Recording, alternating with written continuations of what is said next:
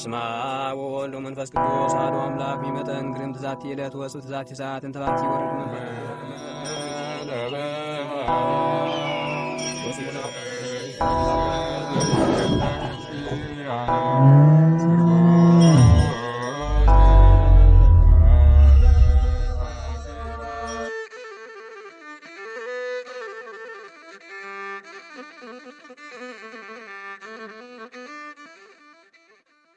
በስመ አብ ወወልድ ወመንፈስ ቅዱስ አሐዱ አምላክ አሜን።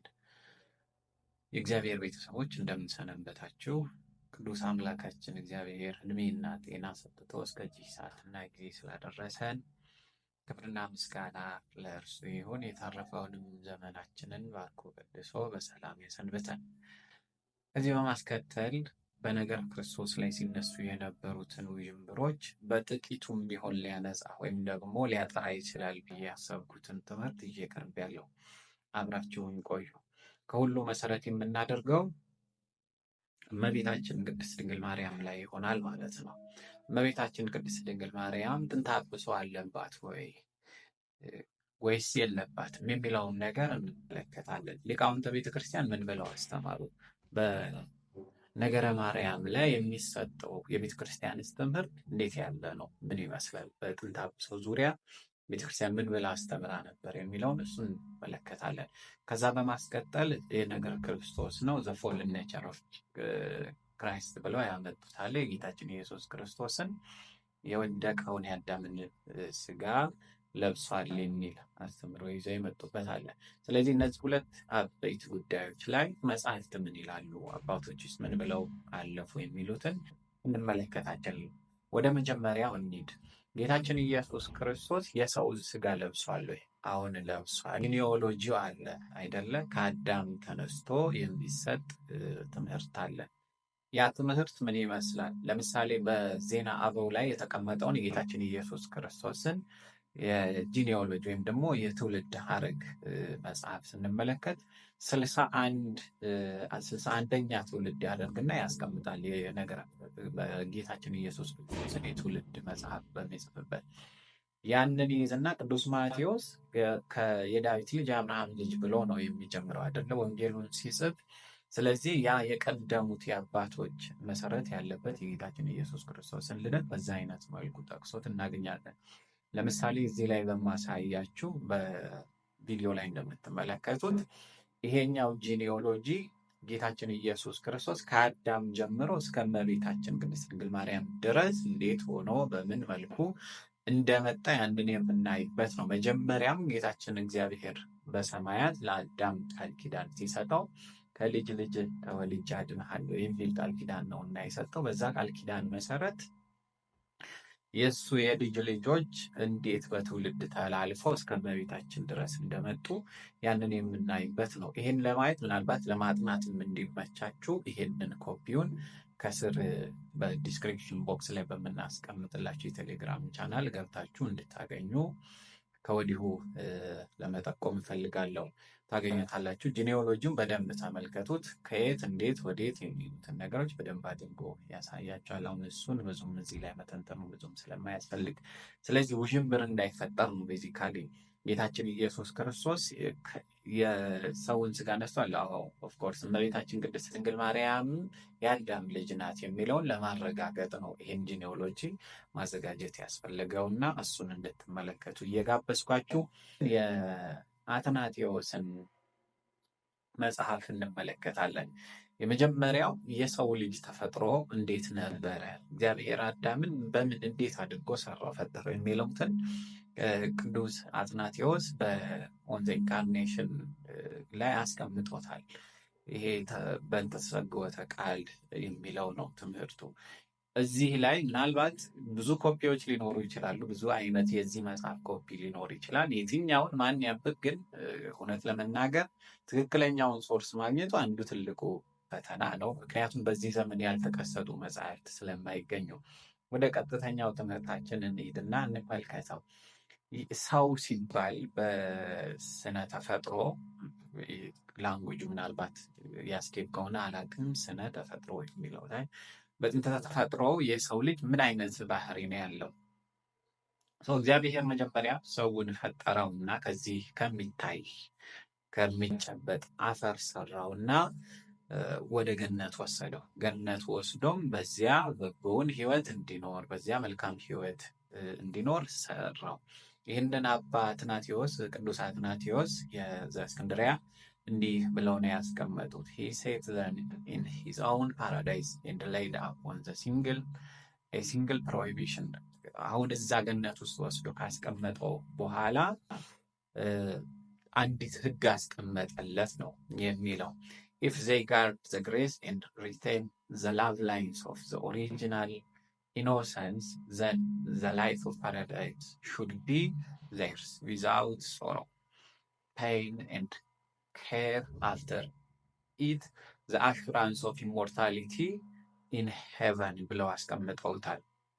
አሁን ገነት ሲገባ የሰው ልጅ ምንድነው ያገኘው? አንደኛ ላቭ ላይንስ ከእግዚአብሔር ጋራ የህብረት ህይወት ማለት ነው፣ የፍቅር አብሮነት ህይወት። ይሄንን በኋላ ላይ ያመጣዋል ማክሲም ዘ ኮንፌሰር። በዚያ ላይ ምንድነው የሚያ ዘ ዩኒየን ዊዝ ክራይስት ብሎ ነው የሚያስቀምጠው፣ ከእግዚአብሔር ጋር ወይም ደግሞ ከክርስቶስ ጋር የነበረ ህብረት በሚል ነው አስቀምጦት የምናገኘው። እዚህ ጋር ደግሞ ቅዱስ አትናቴዎስ በገነት ውስጥ ወስዶ አኖራቸው በአንዲት ክልከላ ማለት ነው።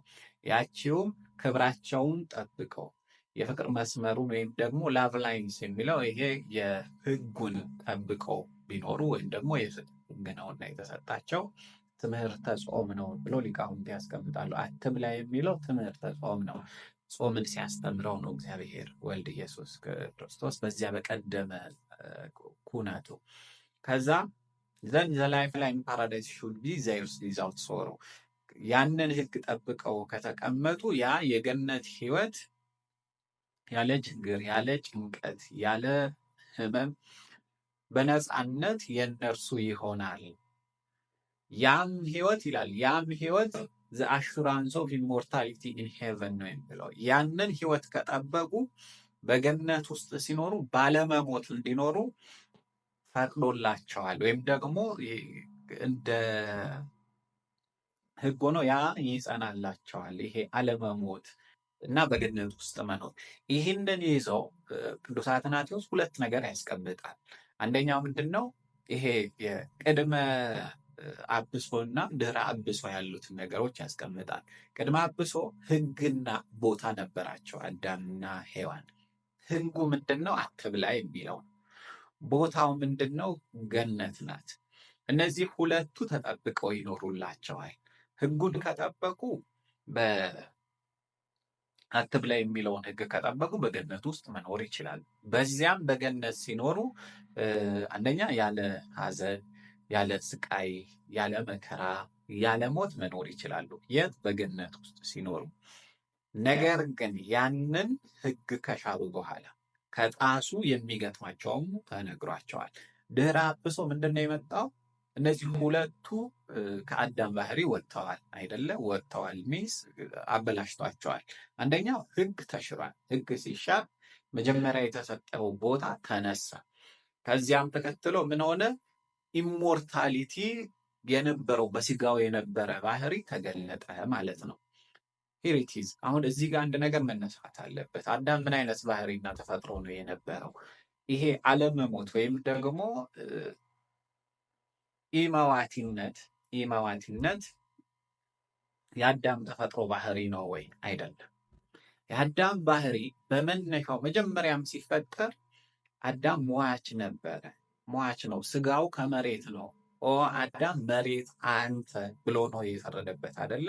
አዳም ሆይ አፈር ነህ ወይም ደግሞ መሬት ነህ እና ወትገብእ ውስተ መሬት፣ ወደ መሬት ትመለሳለህ የሚል ህግ ነው ያለው። በኋላ ከቅጣት በኋላ የመጣበት ፍርድ መሬት አንተ የሚለው እንግዲህ የአዳም መሬትነት፣ የአዳም አፈርነት፣ የአዳም በስባሽነት በባህሪ የተፈጥሮ የነበረ ነው። እኔ ተረዱት በደንብ አድርጋችሁ። አዳም መጀመሪያም ሲፈጠርም ሞት የሚስማማው ባህሪ ተሰጥቶ ነው የተፈጠረው። ስለዚህ ሞት በባህሪው እንዳይሰለጥን ማድረግ የሚችለው በፈቃድ ማንነቱ ራሱ አዳም ነው የነበረው። ያ ሞት እንዲገዛው መሆንም እንዳይገዛው መሆንም ይችላል። አዳም መብቱ ነው። ይሄ ተሰጥቶታል። መቼ? ሕግ ከጠበቀ ያንን ሞትን መግዛት የሚችል አቅም ነበረው ማለት ነው። በምን ምክንያት? በሕግ ምክንያት። ሕግን ሲጠብቅ ያንን ሞት ይገዛል። በሕጉ የማይሄድ ከሆነና ወይም ደግሞ ሕጉን የማይጠብቀው ከሆነ በዚያ በሞት ይገዛል ራሱ ማለት ነው። ቅዱስ ጳውሎስም ለቆሮንቶስ ሰዎች በሚልክበት መልእክቱ ላይ ይህንኑ ነው ዘርዝሮ የሚያስቀምጠው። ስለዚህ ይሄ ሞት የሚለው ባህሪ መዋቲነት፣ የስጋ መዋቲነት የባህሪ የተፈጥሮ ነው የነበረው። ነገር ግን ያ ባህሪ የተፈጥሮ የሚገዛው በሕግ ጸንቶ ሲኖር አዳም ያንን መዋቲ ባህሪውን መግዛት ይችላል። ከወደቀና ያንን ሕግ ሲስተው ግን ወደዚያ ወደ መዋቲ ባህሪው ተመልሶ ይሄዳል። ይሄንኑ ነው እንግዲህ ቅዱስ ኤፍሬም ሲናገር ወያግብኦ ሀበ ዘትካት መንበሩ ነው ብሎ የሚያስቀምጥለት አይደል? ጌታችን ኢየሱስ ክርስቶስን ወደ ቀደመ አነዋወሩ ይመልሰው ዘንድ ወደ ቀደመ ማንነቱ ያመጣው ዘንድ ብሎ ያስቀምጣል። የቀደመው የአዳም አኗኗር በሕግ መሻር የጠፋቸዋን አለመሞት መልሶ ማምጣት ነበር አይደለ? ያችን ነው የሚያስቀምጥለት። ቅዱስ አባታችን እዚህ ጋር አትናቴዎስ የሚያስቀምጠው በተመሳሳይ ያንን ነው። ይቀጥላል። They would come under the natural law of death and live no longer in paradise. ይሄንን ሕግ ከጣሱ በኋላ የመጀመሪያውን የሕይወትን ሕግ ስለጣሱ ወደ ሞት ሕግ ገቡ። ሁለተኛው ደግሞ በገነት ውስጥ ይኖሩ የነበሩበትን ሕይወት አጥተው ወደ መሬት ወረዱ ማለት ነው። but dying without of it continue in death and in corruption ነው የሚለው። በዛው መሞትም በዚያው ሕግ በዚያው ሽረት መጥፋት መሞትም ሙስና ነው የሚባለው። ኮራፕሽን ኢትስ ኖት አባውት ፎሊንግ ዳይሬክትሊ ለሚመች ነገር አምጥቶ መተርጎም እኔ እንጃ ተገቢ ይሁን አይሁን አላውቅም። በዚህ በቃል ዙሪያ ላይ ያሉ አስተምህሮቶች እዚህ የእንግሊዝኛ ሙያውን እንተው እና እዚህ ጋር የተቀመጠው ኮራፕሽን የሚለው ሙስና ነው፣ መጥፋት መበስበስ ነው።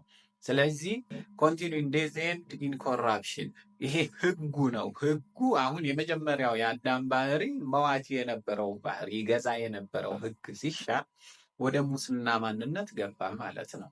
ሙስና መቃብርን ያጠፋ ዘንድ ክርስቶስ እርሱ ተሰቀለልን ብሎ ቅዱስ ዮሐንስ አፈወርቅም የሚያስቀምጠው ይህን ነው። በዚህ ሁሉም ሊቃውንተ ቤተ ክርስቲያን ተባብረውበታል ወይም ደግሞ አስተምረውበታል። ይህንን ነው እንግዲህ ቅዱስ አትናቴዎስ የሚያስቀምጥልን። ይሄንን ማለት ምን ማለት ነው ግን? አሁን ይሄኛው ሕግ የጠበቁ አሉ አይደለ? ያንን የመጀመሪያውን የአዳምን ባህሪ ኃጢአት፣ በነገራችን ላይ ያስተውላችሁት ከሆነ አዳም በኃጢአት ሲወድቅ ይሄ አዲስ ባህሪ አልመጣበትም። መጀመሪያ አዳም ሟች ነበረ። አዎ ሟች ባህሪ ነው ስጋው። በቃ ይሄ የስጋው ባህሪ ሟች ነው። ቢኬርፉል እዚህ ጋር በደንብ እንድትረዱት የሚበል እንጂ ኢመዋቲ ሆኖ ዘላለም የሚኖር ተደርጎ ከዘላለማዊ ማንነት የተፈጠረ ፍጥረት አይደለም። አዳም መሬት አንተ ያለው አፈር ነው ያለው ጠፊ በስባሽ ባህሪ ወይም ደግሞ ሟቲ ባህሪ እንደነበረው ለማመላከት ነው። አዳም ያን ባህሪውን ግን በሕግ መሻር ምክንያት አጥቶታል። ከዛ በኋላ ምንድን ነው የተፈጠረው? አዳም ያንን ሕግ ጠብቆ ባለመኖሩ ወደቀ። ሌሎች የጠበቁት ያንን ሕግ የጠበቁት እንዴት ነው የኖሩ? የስጋን ያንን ባህሪ ማሸነፍ ችለዋል። የስጋ ባህሪ አንደኛው ይሄ ሟችነት፣ መጠማት፣ መራብ፣ መቸገር ምናምን እነዚህ ያህል አይደለ? ከሕይወት ዛፍ ብላ፣ ነገር ግን ከዚህች ሞትን ከምታመጣው ዛፍ እንዳትበላ ነው የተባለው አይደለ? ስለዚህ አዳም ባህሪ ውስጥ መብላት መጠጣት የሚሉ ነገሮች አሉ። አሁን እሱን ሊቃውንት በሌላ አንቀጽ የሚተረጉሙት ቢሆንም አሁን እሱን እዚህ ጋር ማምጣት ስለማያስፈልገን ነው። ገነት ውስጥ ሳለ አዳም መብላት የሚያስችል አቅም ነበረው ማለት ነው። ዛት ሚንስ ተራበም አልተራበም ረሃብን መግዛት የሚችለው ያንን ሕግ ሲጠብቅ ነበር። አዳም ረሃብን ይገዛ የነበረው በሕግ ነው። ቢኬርፉል አዳም ረሃብን የሚገዛው በሕግ ነበር። በሕግ ያንን ሕግ ሲጠብቅ ረሃብ በሱ ላይ ምንም አይነት ተጽዕኖ አያሳድርበትም። አምሮት በሱ ላይ ምንም አይነት ጫና ያሳድርበት። መቼ? ያንን ሕግ ከጠበቀ፣ መጀመሪያ የተሰጠውን ሕግ ከጠበቀ። ያለ ሕግ ሲስተው ግን፣ በዚያ ሕግ መገዛት ሲያቅተው ግን ምን ሆነ? መዋቲ ባህሪው አየለበት። ይሄም ሲሆን አስተውሉ፣ አዳም ወደዚያች ዛፍ ሲመለከት፣ ሔዋን ያንን ዛፍ ስትመለከት ምንድነው ያማረች ሆና ታየቻት አይደለ የሚለው ጣፋጭ ፍሬ ቴስቱ ነበረ ማለት ነው። ይሄንን ሄዳ ቀነጠሰች እና በላች። መብላት የሚያስችል ማንነት ነበራቸው። ቢኬርፉል መራብ የሚችል ሰውነት ነበራቸው። ግን ሕጉን ስለጠበቁ አልተራቡም፣ አልተጠሙም፣ አልተቸገሩም። ኢቨን ሌላው ቀርቶ እርስ በራሳቸው እንኳን አይተያዩም ነበረ። በፍትወት ማንነት የሚተያዩም አልነበሩም። በኋላ ላይ ነው ያችን ዛፍ ከበሉ በኋላ ሕጉ ተሻረ፣ ቦታውም ተነሳቸውና ወደ ምድር የወደቁት። ወደዛኛው እንመለስ። እዚያው ገነት ላይ ያችን ዛፍ ሲመለከታት አዳም እንግዲህ ሔዋን አምጥታ ስትሰጠው ያንን በላና ሕጉ ተላለፈ። ከሕጉ በኋላ የሚመጡትን ረሃብ፣ ይሄ ግዳጅ የሆኑ ማንነቶች ተጣሉበት ማለት ነው። በግድ የሚራብ፣ በግድ የሚጠማ፣ በግድ የሚቸገር፣ በግድ የሚጎመዥ ሆነ ማለት ነው። መጀመሪያ የተሰጠውን ሕግ ሲስት ነው አሁን ይሄ ሆነ። በባህሪው ግን አልነበሩም ወይ? ነበሩ። ሁሉም ነበር። ረሃብን፣ ጥማትን፣ እነዚህን ሁላ ግን በሕግ ምክንያት አሸንፏቸው ይኖር ነበር። ለዚህ እኮ ነው በሕግ መጣስ የመጣውን ድቀት ሕግን በመጠበቅ ክርስቶስ ወደ ቀደመ ማንነቱ መለሰ ብሎ ቅዱስ ጳውሎስ አፉን ሞልቶ የሚናገርለት። ይህንን ልብ እንጂ አሁን በኋላ ላይ የእኛን ባህሪ ክርስቶስ ከለበሰው በኋላ የሚመጡ ነገሮች እንዴት ናቸው? አሁን ይህንን ብቻ እንጨርስና ወደዛኛው እንመጣለን። ቅዱስ አትናቴዎስ እንዲህ ብሎ ይቀጥላል። ኦፍ ኤቭሪ ትሪ ዛት ኢዝ ኢን ዘ ጋርደን ዩ ሻል ሹርሊ ኢት በት ኦፍ ዘ ትሪ ኦፍ ዘ ኖሌጅ ኦፍ ጉድ ኤንድ ኢቭል ዩ ሻል ኖት ኢት በት ኢን ዘ ዴይ ዛት ዩ ዱ ኢት ዩ ሻል ሹርሊ ዳይ። ይሄ በኦሪት ዘፍጥረት ላይ የተቀመጠ ነው። ከሌሎች ዛፎች ሁሉ ብላ ተብሏል። ሴንስ አሁን አዳም በገነት ውስጥ ሳይበላ ነው አያስብልም አይደለ? ይበላል፣ ግን በፍላጎት ነው። ስለሚረበው አይደለም፣ ስለሚፈልገው ነው የሚበላ የነበረው እንጂ የጾም ሕግ ሰርቶለታል። እንዳትበላ፣ አትብላ፣ ከዚህ ዛፍ አትብላ ብሎ አስቀምጦ ከሌሎች ዛፎች ሁሉ ብላ፣ ከዚህኛው ግን እንዳትበላ። ዛት ሚንስ አዳም የማይጠማ የማይራብ ባህሪ ስላልነበረው ሆድም ስላልነበረው አይደለም፣ ግን ሲፈልገው ነው ሁሉን የሚያደርገው። ሕጉን ስለጠበቀ ያ ሕግ ያንን ተፈጥሮውን እንዲገዛ ያደርገዋል። ሕገ እግዚአብሔርን መጠበቅ የራሳችንን ተፈጥሮ አይደለም፣ የሰማይና የምድርን ተፈጥሮ እንድንገዛ ያደርጋል። ቅዱሳን ሰማይን እየደጎሙ ምድርን እየገሰጹ ያየናቸው የስጋን ሕግ ጠብቀው ስለተገኙ ነው። ከዛ ከነሱ ውጭ ያለውን ተፈጥሮ እንኳን እስከ መግዛት የደረሱት አይደለም። ያንን ነው ያደረገው አባታችን አዳም በገነት ውስጥ ባለው ሕይወቱ ዩ ሻል ሹርሊ ዳይ ያለው አይደለ? በትክክል ትሞታለህ፣ ሞትን ትሞታለህ። ዳይንግ ይሄ አሁን ይገዛው የነበረው ሞት ሊገዛው ሆነ ማለት ነው። አዳምን መልሶ አዳም ይገዛው የነበረው አዳምን ሊገዛው ሆነ ማለት ነው። ከዛ በኋላ ኖት ጀስት ዳይ ኦንሊ በት ሪሜን ኢን ዘ ስቴት ኦፍ ዴዝ ኤንድ ኦፍ ኮራፕሽን። በሙስና ማንነት ውስጥ ትኖራለህ። ሞት ብቻ አይደለም፣ ትበሰብሳለህ። ወትገብእ ውስተ መሬት የሚለውም ይሄን ነው። አፈርነና ወደ አፈር ትመለሳለህ ብሎ የሚያስቀምጠው ነህና የምትለዋን ቢቀር በደንብ አድርጋችሁ ተመልከት። ነበርክ፣ ነህና፣ አፈር ነህና ወደዚያው ትመለሳለህ ነው ያለው። እግዚአብሔር ፍርድንም ሲሰጠው አይደለ? ቅዱስ አባታችንም አባ ሕርያቆስ ቅዱስ ኤፍሬም ይህንኑ ነው ያስቀመጠው።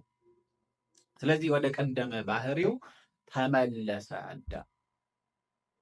ወደ ጠፊነት፣ ወደ ሟችነት ነህና ብሎ ስላስቀመጠ ምንም እንትን የለም። ግን ሕጉን የጠበቀሳ እንዴት ነው ቢሆን?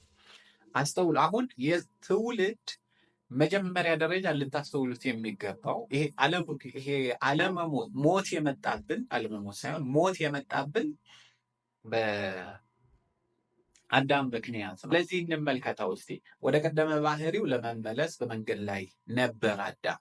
ይሄን አስተውል። አሁን መጽሐፍ ቅዱስ ኦሪት ዘፍጥረት ምንድን ነው የሚያነሳው? አዳም ከበደለ በኋላ ኦሪት ዘፍጥረት ምዕራፍ 3 ላይ ተመልከቱት የሚያነሳላቸውን ወደ ገነት ተመልሶ የሕይወት ዛፍን እንዳይበላ እግዚአብሔር ምን አደረገ ነው የሚለው። አዳም ከወደቀ በኋላ ማነው ያ ኃጢአት ሰርቶ ከወደቀ በኋላ ምንድነው የሚልለት? ወደ ገነት ተመልሶ ያ ከዚያች ከሕይወት ዛፍ እንዳይበላ ሱራፌል መልአክን በዚያ ቦታ ላይ በምትበለበል ሴፍ አስይዞ አስቀመጠው ነው የሚለው አይደለ? ቃል በቃል ያለውን የምታውቁት ነው። ምዕራፍ 3 ላይ ኦሪት ዘፍጥረት የሚያስቀምጠው ይሄ። አሁን አዳም እየተከለከለ ያለው ምንድን ነው? አሁን ህጉን አንደኛ ወደ ህጉ ከመጣል ህጉን ሽሮታል፣ አጥፍቷል። ግን ያችን ሪኒው ማድረግ የሚችልበት አንድ ነገር ነበረው አይደለ? የሕይወት ዛፍን በልቶ የመመለስ ይችል ነበረ። ይህንን እስቲ እንመልከተው። እግዚአብሔር አምላክም አለ፣ እነሆ አዳም መልካምና ክፉን ለማወቅ ከእኛ እንዳንዱ ሆነ። አሁንም እጁን እንዳይዘረጋ ደግሞም ከሕይወት ዛፍ ወስዶ እንዳይበላ ለዘላለምም ሕያው ሆኖ እንዳይኖር ስለዚህ እግዚአብሔር አምላክ ከኤደን ገነት አስወጣው። አንድ ይሄ ነው ቦታ ያለ ነው። መጀመሪያ የጠቀስ ነው ቦታ ያጣት ቦታ ይቺ ናት። የተገኘባትን መሬት ያርስ ዘንድ ምን አለ? የተገኘባትን መሬት ያርስ ዘንድ። መሬታዊ ባህሪ ምን አይነት ነው የሚለውን በደንብ ልብ ብላችሁ ወጉት።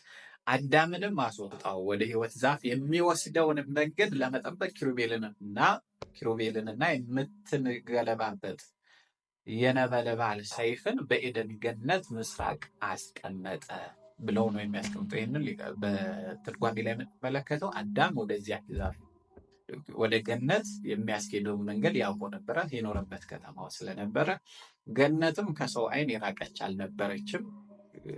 ምድር ላይ ከወደቀም በኋላ ገነትን ያያት ነበረ። ግን በኋላ ላይ ይሄ መሻቱ እየበዛ ይሄ ፍላጎቱ እየበዛ በሄደ ቁጥር አዳም ደግሞ ወደዚያ የመመለስ እድል ይኖረኝ እንደሆን ብሎ ብዙ እድሎችን ይሞክር ነበር እና በዛ ምክንያት እግዚአብሔር ኪሩቤልን እና የምትገለባበት ሰይፍን በዚያ በኤደን ገነት አስቀመጠ ብሎ ያስቀምጥ። አሁን አዳም ተመልሶ ያችን ሕግ ልጠብቃት ቢል ወደኋላ መመለስ አይችልም። ወደፊት ነው አሁን ያለው ሕይወቱ።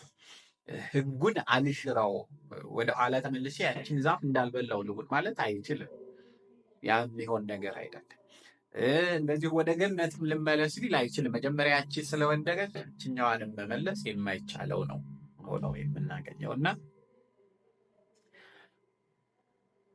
ይሄ ባህሪ ነው የነበረው። ስለዚህ አዳም ይሄ ኢመዋቲ ባህሪያቶቹ እነዚህ የኦሪት ዘፍጥረት ላይ ያሉት ነገሮች አሁን እሱን ለመተርጎም አይደለም የመጣ ነው እና እናልፋቸዋለን።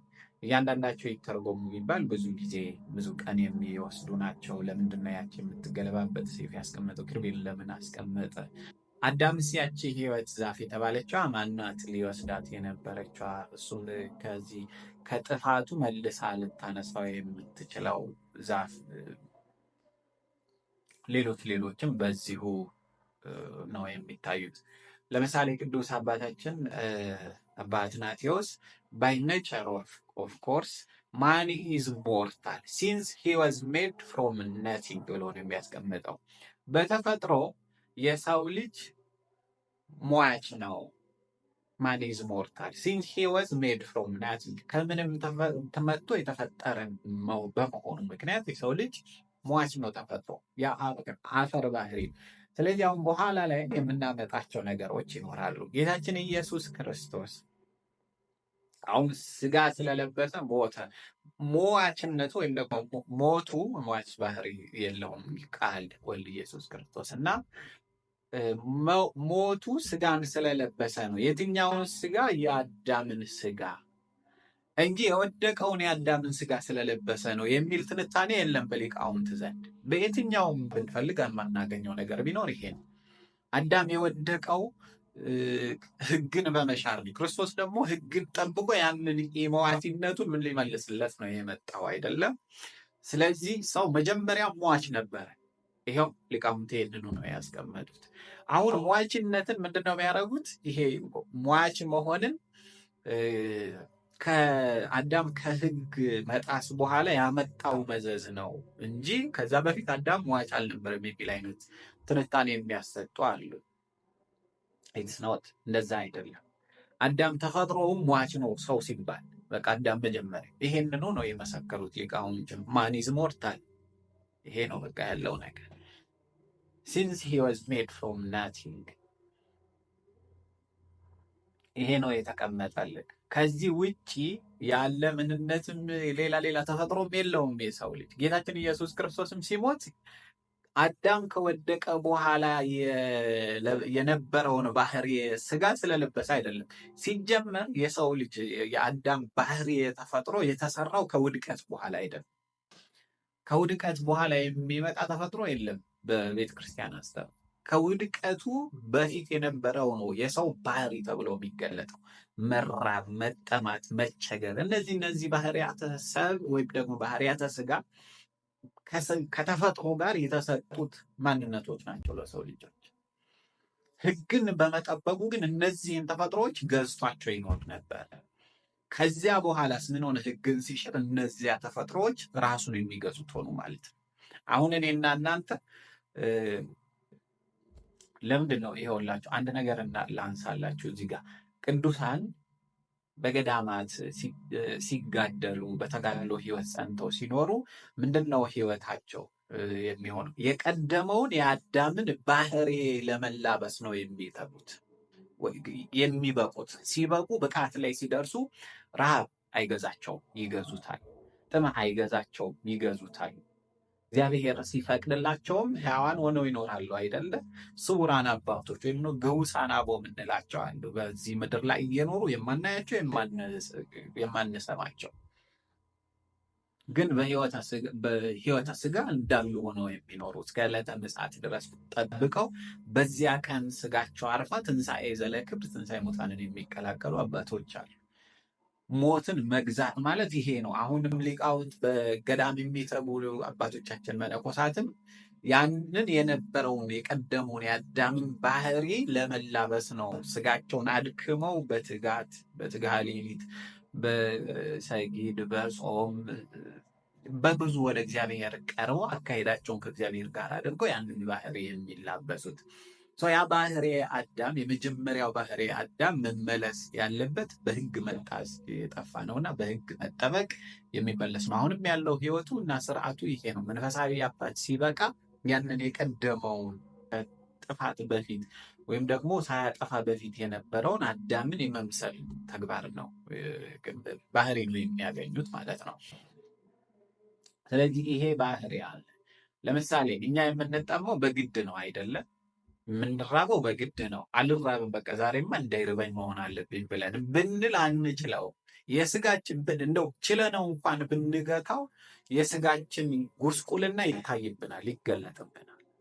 በረሃብ ምክንያት የመጣ ጉስቁልና፣ በመጠማት ምክንያት የመጣ ጉስቁልና እንደሆነ ይታያል፣ ይገለጣል። ይሄ ባህሪ ሰብ ነው፣ የማይቀየረው ባህሪ ነው። መቼ የመጣ? ከውድቀት በኋላ። ነገር ግን ይህንኑ ባህሪ መግዛት ይቻላል። መቼ? ለቅድስና ሲበቁ ያንን ባህሪ ተፈጥሮ መግዛት ይቻላል። ጌታችን ኢየሱስ ክርስቶስም በቆሮንቶስ ተራራ ላይ ያሳየን እሱን ነው። ምንድነው ያለው ሰይጣን? ይሄንን አንተ እንግዲህ የእግዚአብሔር ልጅ ከሆንክ ይሄንን ደንጊያ ዳቦ አድርግና እንብላው ብሎ ነው ሲል ጊዜ ነበረ። ሰው በእንጀራና በዳቦ ብቻ አይኖርም። የሰው ተፈጥሮ እሱ ብቻ አይደለም። አሁን ቲንክ አባውት ኢት ሰው በዛ ብቻ አይኖርም። ሕግንም በመጠበቅ በእግዚአብሔር ቃል እንጂ ብሎ ነው ያስቀመጠው አይደለ? ሕግ እግዚአብሔር ብለው የተረጎሙታል ሊቃውንተ ቤተ ክርስቲያን። ሕግን በመጠበቅ እንጀራንና ስጋን፣ ውሃን፣ መጠጥን እነዚህን ሁሉ መተላለፍ ይቻላል። ይሄ የሰው ባህሪ የግድ በቃ ካልበላው አልኖርም አይነት የሚል ባህሪ የለንም። በነገራችን ላይ በሕገ እግዚአብሔር ስር የሚሄድ ከሆነ ወደዚያች ወደ ቀደመው የአዳም ባህሪ መመለስ የሚያስችል አቅም አለው የሰው ልጅ ማለት ነው። ይሄንን ነው የሚያስቀምጡት። ሰው ሟች ነው በተፈጥሮ። ጌታችን ኢየሱስ ክርስቶስም ያንን ባህሪ ለብሶ ገዛው አይደለ እሱ። ስለዚህ የአዳም ባህሪ ክርስቶስ የለበሰው አዳምን መሰለ ክርስቶስ። አዎ መስሎታል። በምንድን ነው አዳምን የመሰለው? ስጋ ለብሷል። ይሄ ስጋ ሟች ነው። አዎ መዋቲ ነው። ይሄ መዋዕትነት ግን የአዳም ከወደቀ በኋላ ነው የመጣው። አሁን ምንድነው መሰላችሁ ይሄ ሰው ምንድነው ከውድቀት በኋላ ነው ይሄ ሟችነቱ ምኑ በስብሶ መቅረቱ እሱ የተሰራው የሚል አይነት ተፈጥሮ አስተምህሮ ከመጣ የሰው ባህሪ ቀድሞ አዳም በገነት ውስጥ 7 ዓመት ከመኖሩ በፊት የነበረው የሰው ባህሪ ተፈጥሮ ያለቀ አይደለም የሚል አይነት ትንታኔ ያመጣል። ምክንያቱም ከወደቀ በኋላ አዳም ላይ የሚመጣው የሕግ መተላለፍ ፍርድ እንጂ የባህሪ ማንነት ለውጥ አይደለም። ባህሪው አልተለወጠም። አዳም ሲወድቅም ሰው ነበር፣ ከመውደቁ በፊት ሰው ነበር። አዳም ሲወድቅ ሟች ነበረ፣ ከመውደቁ በፊት ሟች ነበር። ነገር ግን ያንን ኢመዋቲነትን የለበሰበት ሕግ ነበር። ሕግ አየህ፣ ያቺ ሕግ ናት ገዝታው ይኖረች እንጂ አዳም ሟች ነበር። ይህንን ነው የሚያስቀምጠው። ባይነቸር ነው የሚለው። ባይነቸር ኦፍ ኮርስ ማን ኢዝ ሞርታል፣ በተፈጥሮ ሰው ሟች ነው። በቃ ይሄንን ማመን መቻል አለብን። በቃ ክርስቶስ ሞተ ሲባል የወደቀውን የአዳምን ስጋ ባይለብስ እንዴት ይሞታል ተብሎ አይባልም። ሟች ነው ስጋ ይለብስ። ተጠማሁ ተራብሁ ሲል ግን ተጠማሁ ተራብሁ ሲል ይሄ በፈቃዱ ያመጣው ነው ለክርስቶስ። ይሄን ምንም የምንተማመንበት ጉዳይ ስለሆነ ብዙም አልሄድበትም። በቃ ክርስቶስ የተጠማው የተራበው የተቸገረው እንደዚያ ሁላ ጉስቁልናው ሲቀበል የነበረው መከራው ሲቀበል ነው በፈቃዱ ማንም ሳያስገድድ። ልክ አዳም ባህሪ ላይ እንዳለ አዳም ሲራብ ሲጠማ ከመውደቁ በኋላ ሲራብ ሲጠማ በግድ ነው አይደለ? የግድ በቃ እንደውም ምንድነው የሚለው ገድለ አዳም ወደ ምድር ላይ መጥቶ ልክ ሲመጣ ረሃብን አያውቅም ነበረ ገነት ውስጥ ሲኖር። ምክንያቱም በሕግ መካከል በፍቅር ሕግ ውስጥ ስለነበረ ያ ረሃብ አይሰማውም ነበር። ሲወድቅ ይሄ ወደ ምድር ሲመጣ ግን ረሃብ ተሰማው። ከዛ የሆነ ነገር መላእክት እያመጡለት ይመገብ ነበር እና ቁንጣን ያዘው። ይሄ ሲጠግቡ ቁንጣን ሲራቡ ረሃብ ይሄ አያውቀውም አዳም በሕይወቱ። ግን እዚህ ጋር ሲመጣ አዲስ ነገር ሆነበት። ኢት ዋዝ ከድቀቱ በኋላ ግድ ተጣለበት ማለት ነው። ግዳጅ ሆነበት ያ መጠማቱ መራቡ ማለት። ከዛ በፊት ግን የሕግ ነበር፣ የፈቃድ ነበር። ወደው ነው በቃ ሲመር ከገነትም ያችን ዛፍ ቆርጦ መብላት ይችል ነበር አይደለ? ያው በመቻሉም ነው ያደረገው እኮ። መብላትም አለመብላትም ይችላል። ስለዚህ ጌታችን ኢየሱስ ክርስቶስ የፈቃዱን አዳም ነው ያገኘው ማለት ነው። በፈቃድ ይኖር የነበረው ክርስቶስም በፈቃዱ ተጠማ፣ በፈቃዱ ተራበ የምንለው አዳም አሁን በፈቃዴ ልራብ ብሎ ቢያስብ በገነት ውስጥ ሳለ ያንን ይችላል። በፍቅር ሕግ ውስጥ መካከል ስለነበረ ያንን መሆን አይችልም። ሕጉ የሚሰጥለትን መንገድ ብቻ ተከትሎ መኖር ነው የሚችለው አዳም በዚያ በነበረበት እና ያንን አይነት ሕይወት ነው አዳም የነበረው። ጌታችን ኢየሱስ ክርስቶስ የለበሰው ያንን ስጋ ነው።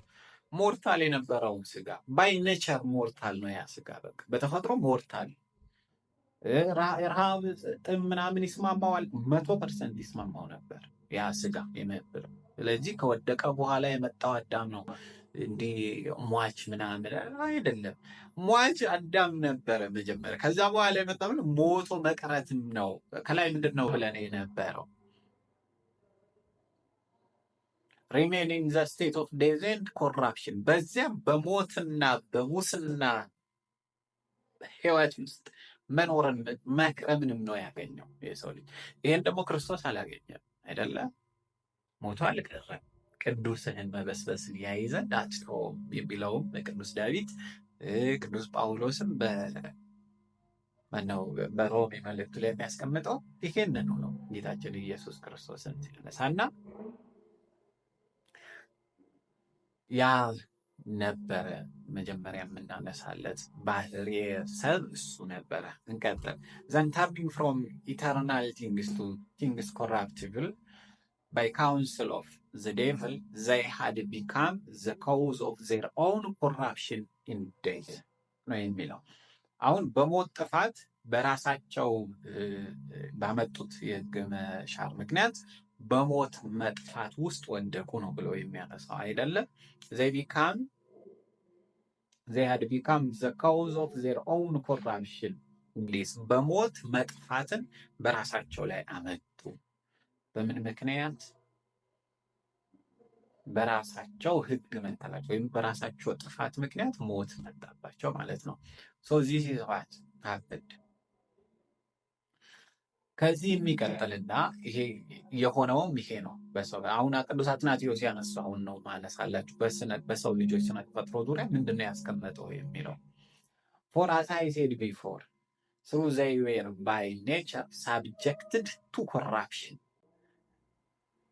በተፈጥሮ ሰው ሟች ነው ወይም ደግሞ ይሄ ሙስና የሚስማማው ነው። ይሄው ነው የተቀመጠው። by nature they were subjected to corruption ነው የሚለው ሰው ሙስና ይሄ ከውድቀት በኋላ የመጣ ማንነቱ ባህሪው አይደለም ለአዳም። ልብ ብላችሁ ከዛ በፊት የነበረ ባህሪው ነው። ጌታችን ኢየሱስ ክርስቶስ የሰው ባህሪ ለበሰ እንለው ቅድም ከላይ ሰነት ነው እንደነበረው ብዙ ስላብራራሁት መልሼ መሄድ አልፈልግም። ይሄንኑ ነው በቃ ይሆን ነበረ። ይሄም ኮራፕሽኑ ምኑ በባህሪው እየተሰራለት ምንም አዲስ ነገር የሚመጣ ነገር የለም። ከውድቀቱ በኋላ በዛም በመስበስ ውስጥ መቅረት ነው የመጣው። መቅረት ኢሞዋቲ ሆኖ ይኖር ነበር፣ ግን አልቻለም፣ አልሆነለትም፣ ወደቀ፣ ፎል አደረገ። ከዛ በኋላ ያ ነገር መጣበት። the grace of their union with the word made them capable of escaping from the natural law ከእግዚአብሔር ጋር የነበረ ከቃል ጋር የነበራቸው the grace of their union with the word ከቃል ጋር የነበራቸው ክብርና ያ ህብረት ዩኒየን made them capable of escaping from the natural law ከተፈጥሮ ህጋቸው የተፈጥሮ ህጋቸው ሟችነት፣ በስባሽነት፣ ቀሪነት ይሄ ያ ባህሪ የስጋ ባህሪ ነገር ግን ነበር ነው የሚለው። ስለዚህ ያንን ህግ መጠበቃቸው ግን ከእግዚአብሔር ጋር በነበራቸው ህብረት ምክንያት ግን ያንን እንዲያልፉ ታደረጋቸው ነው የሚለው። ቅድም ከላይ ስንነጋገር የመጣ ነው ይሄን ነው። በቃ ያንን ተላለፈው ሲገኙ ግን ወደዛ ህጉን ሻሪዎች ወይም ህጉን ከጣሱ በኋላ ያ የሚደርስባቸው ውድቀት አገኛቸው ማለት ነው። ይሄ ነው የሆነው። አሁን ክርስቶስ ስጋ ለበሰ እንዴ በሁሉ እኛን ካልመሰለ ሊያድነን አይችልም አይነት ነገሮችም አሉ። እስቲ እንመጣባቸዋለን። ክርስቶስ በእርግጥ እኛን በምንድን ነው የመሰለን? ይሄ ሲፈጠር የሰው ልጅ ሟች ሆነ፣ መሞት መጣ። ኦልሞስት ብዙ ነገር ነው የሚያነሳው አባ አትናቴዎስ ኦን ዘ ኢንካርኔሽን ላይ። ይህንን በደንብ አስቀምጥላችኋለሁ ምን እንዴት ያለ ነው የሚለው። መጽሐፉንም በሚከተለው በዚህ በዲስክሪፕሽን ላይ በማስቀምጥላችሁ የቴሌግራም ቻናል ውስጥ ገብታችሁ ማግኘት ትችላላችሁ። እዛው ላይ ተውላችኋለሁ። ሌላው ቅዱስ አትናቴዎስ በዚህ ላይ ከሚያነሳቸው ነገሮች አንዱ ሰው ከውድቀት በኋላ አዳም ከወደቀ በኋላ ምንድነው ዓለም ላይ የሆነው ምንድነው የተከሰተው የሚለውን አስቀምጧል። ይህንን በትንሹ እንመልከተው። ቀጥታ ቃል በቃል ሳይሆን ጠቅላላ ያለውን ሀሳቡን እየተረጎምኩላቸው እሄዳለሁ። ኢንዲድ ዘይ ሃድ ኢን ዘይ ሲኒንግ surpassed all limits for having invented wickedness in the beginning and so involved themselves in death and corruption. ይሄ የቀጠለው ነው ጥፋቱ። ይሄ ምንድነው?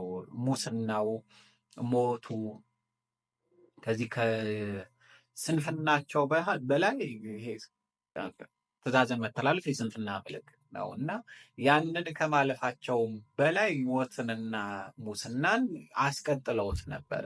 they had gone on gradually from bad to worse ነው የሚለው። ከመጥፎ ወደ ተሻለ ወደ በለጠው ክፉ የመጓዝ ነገር መጣ። not stopping at any kind of evil ይሄ ክፉ ነገሮችን እንደነበሩ አልቆሙም። ከነሱ ከአዳም በኋላ የሰው ልጅ የሚያደርጋቸው የነበሩ ክፉ ነገሮች አልቆሙም። ወደ ተሻለ ወደ ክፋት ነገር እየሄደባቸው ነበረ።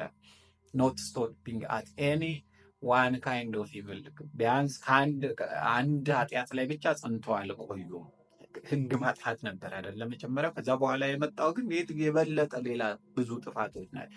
but continually as with insatiable appetite devised new kinds of sins ነው የሚለው አዳዲስ አይነት ኃጢአቶችን ይፈበርኩ ነበረ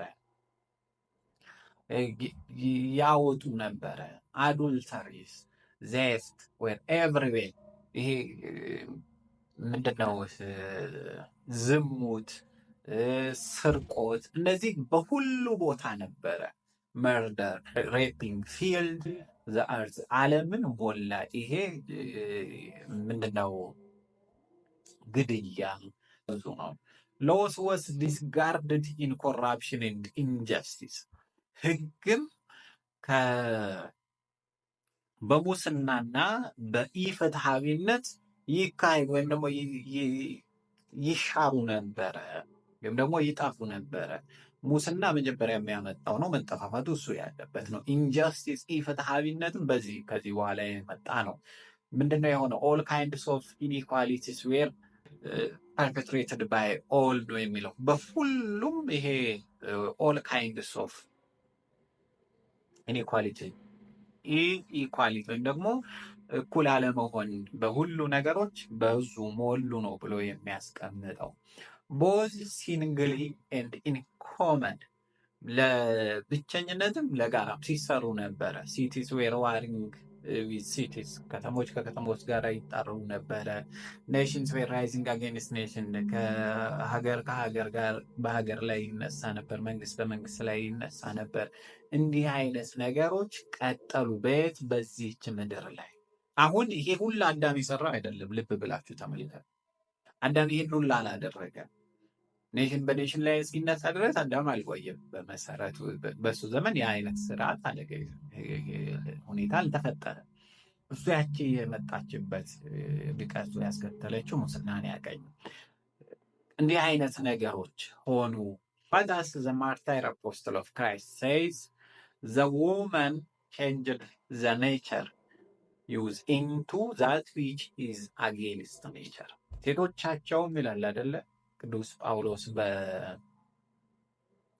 በሮሜ መልእክቱ ምዕራፍ 1 ላይ ባስቀመጠው ያንን ሁላ እስከ መለወጥ ደርሰው አበላሹት ነው የሚለው ይሄንን ምድር እንደዚህ አይነት ነገሮች ነው የተፈጠሩት ወይም የተከሰቱት ነገሮች እንደነዚህ አይነት ነገሮች ተከሰቱ ጌታችን ኢየሱስ ክርስቶስ ስጋ ለበሰ የሚለው ጋር ነበር ስለዚህ ቅድም ያነሳሁላችሁ ከላይ እነ ሄኖክ እና ኤልያስን በዚህ መሰረት ገብታችሁ እንድትረዱት ነው ህግን በማክበር ህግን በመጠበቅ እግዚአብሔር ሰውሮ የወሰዳቸው ናቸው ጉድ ስለጠበቁለት ግን ከዚያ ከአዳም ኃጢአት ባህሪ የነጻ ስጋ አይደለም የለበሱት ክርስቶስም ለነሱም ይሰቀልላቸው ዘንድ ይገባ ነበር ያ አዳምን የገደለው ሞት ዳግም እንዳይገላቸው ማለት ነው ስለዚህ ህግ ከጠፋ በኋላ ሰው ሟች ነው የሆነ ሞትን የሚስማማው ባህሪ ነው የተገለጠበት ወይም ደግሞ አገኘው አንልበት አይደለ ወይም ደግሞ ተፈጠረበት አንል ነበረው ሟች ነበረ ብለን ቅድም ስለተመለከት ግን ከዚህ ጥፋት በኋላ የመጣበት ማንነት ምንድነው ሞቶ በስብሶ መቅረት ስለዚህ እነ ቅዱስ ሄኖክ እነ ቅዱስ ኤልያስም ያንን ቢሻገሩም እንኳን ስጋቸውን እንዳይበሰብስ እንዳይሞት ማድረግ አይችሉም አንዴ ጠፍቷል ህግ ከተላለፈ በኋላ ከዛ ህግ ስለተገኙ እንዳይበሰብስና እንዳይሞት ማድረግ አይችሉም ግን ህጉን በመጠበቅ እግዚአብሔርን መንግስት እስከዛሬ ድረስ በህይወተ ስጋ ኖረውበታል አይደለ በብሔረ ሕያዋን ላይ ያለው ህይወታቸው ይሄንን ነው የሚያሳየው ስለዚህ በኋላ መተው የሚሞቱት ያቺ አዳም ይቀምሳት ዘንድ ህጉን በመተላለፉ የሞታትን ሞት ያዩ ዘንድ ይገባቸዋል ምክንያቱም አዳማውያን ፍጥረት ስለሆነ ክፍል 2ን ከዚህ ቀጥለን እንመለከታለን ስጋ ለበሰ ሲባል ሊቃውንት እንዴት ብለው አስተማሩ ምን አይነት ስጋ እንዴት ያለ ባለ አካል ስጋ ለበሰ ክርስቶስ የሚለውን እንመለከታለን እስከዚያው ድረስ ሰላም ቆዩልን ሰላም እግዚአብሔር ከሁላችን ጋር ይሁን አሜን